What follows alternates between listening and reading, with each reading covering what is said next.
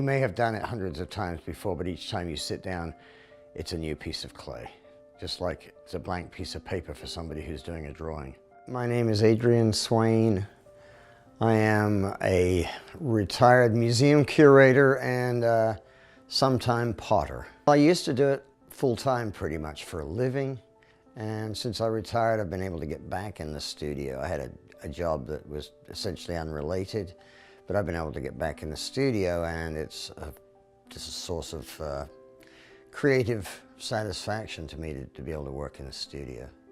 To be able to work with clay to make pots, it's like getting back to something that I had years ago that I've ignored for a while. The best thing for me to do really is to focus, instead of going back and forth and doing a little of this, little of that, is to work on a kind of a series of things. And in this case, I decided I was going to make somewhere between 50 and 100 mugs, just because repetition is really a part of what makes you a good potter.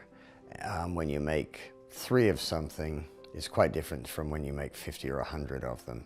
The first thing you do is you have to take it and do what is called wedge it, which is similar to kneading.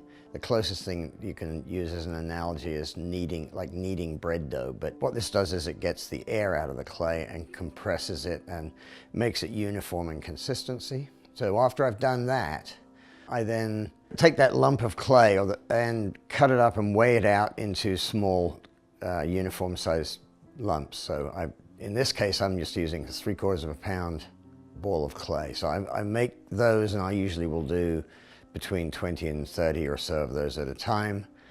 So then once I've got those weighed out, I then sit down at the wheel. At the wheel, basically, the first thing you have to do is to center the clay. What you're going to do is you're going to make a hole into the middle of that. All the time your hands are wet and have to stay really wet, or the clay will stick to your hands and come off the wheel. You center the clay by pulling it up and compressing it back down. So once you're satisfied that it's centered, you open it up using, in my case, I use the middle finger on my left hand, down to leaving enough clay that will be the floor, the bottom of the pot. I then open that out so that I've got basically the floor, the bottom of the pot established. And then I start to pull the walls upwards between the remaining clay to pull it upwards into the wall of the pot, using 3 or 4 passes at it to gradually thin it out each time a little bit more. Dry it out inside with a sponge, get any excess moisture outside of it. I usually shape the outside of it or smooth the outside of it with a flat piece of wood, which in the business we call a rib. Maybe because that's what the very first potters used, I don't know, a rib bone. But trim any excess clay down at the very base on the outside off, and then you cut underneath it, stop the wheel, wipe your hands off, and if you're lucky you can pick it up. It's soft, it's flexible, but with gentle touch you pick it up and you move it off the wheel when you're ready to take another piece of clay and start on another one.